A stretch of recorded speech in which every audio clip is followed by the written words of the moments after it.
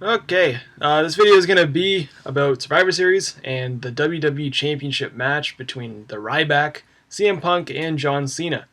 Now, this match is, I think, what should have happened at Hell in a Cell, whether or not you add Ryback in there or not. Cena's hurt.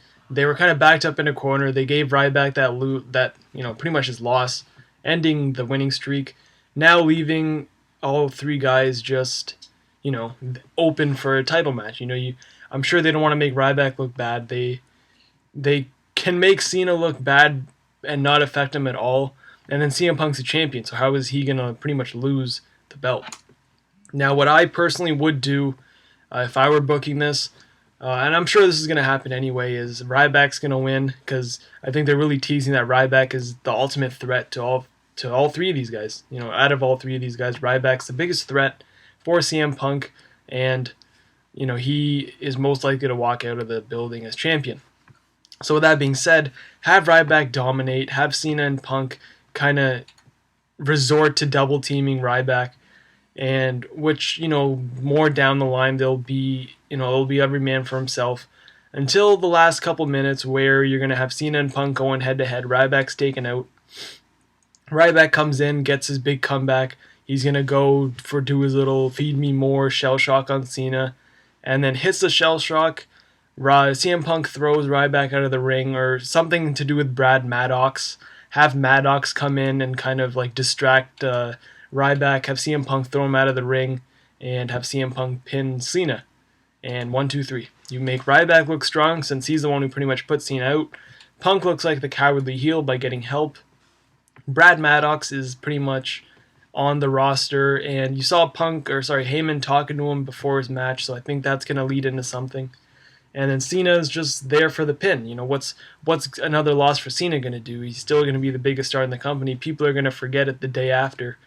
And wins and losses don't matter when it comes to John Cena. But when it comes to Ryback, it could possibly kill his whole momentum. CM Punk, he'll lose the belt. So I think, if anything, Cena's going to take the pin.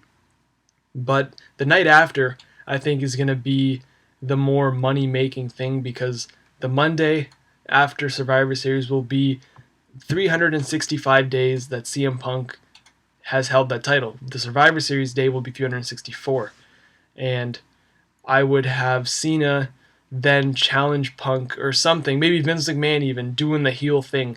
Or no, sorry, not the heel thing, but like trying to screw CM Punk over by saying, I'm booking you in a match for the WWE title against John Cena, and if you win, you will pass 1 year, and if you lose, you're not going to you're going to make it to a year, but you're not going to make it out of a year. Your title reign will not go more than 1 year. And I think that's going to be, even though we saw the match last week, I would give this match a good half hour, make it a pay-per-view quality match.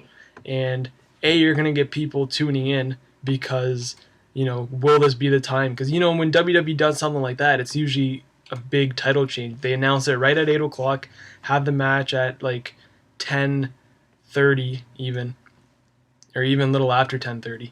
And let the match be. Have the build up in between. Have Heyman talking to Punk. Have Heyman talking to Vince. Have Brad Maddox there. Have Ryback there. Let the whole match build to that, that main event. And I think that's a good way to put CM Punk over. And if he wins like that again, have the help of Brad Maddox again. Whatever you got to do. And then you got to explain Brad Maddox. I'm calling him Maddox on purpose. Have him say, if he screwed Ryback over and made Punk walk out, Heyman would guarantee him a contract. He would pull his own strings. He would work his magic and get Maddox a contract. Simple as that. You're not gonna. I don't know how he'll do it, but they don't really explain much. They'll just say he pulled some strings and he got him a contract. And even have Jerry Lawler kind of tease an interference, but he kind of holds himself back, knowing that if he gets in the ring, it's a possible life or death situation. But overall, that's what I think will happen, and that's what I think was the best thing to do. I know people are saying have Punk and Rock at Mania, but I don't think that it'll be as just huge as another Cena Rock match, since Mania is viewed by a lot of non-wrestling fans. A lot of casual viewers will tune into WrestleMania, and a lot of those casual fans aren't really into what CM Punk is doing, to be quite honest.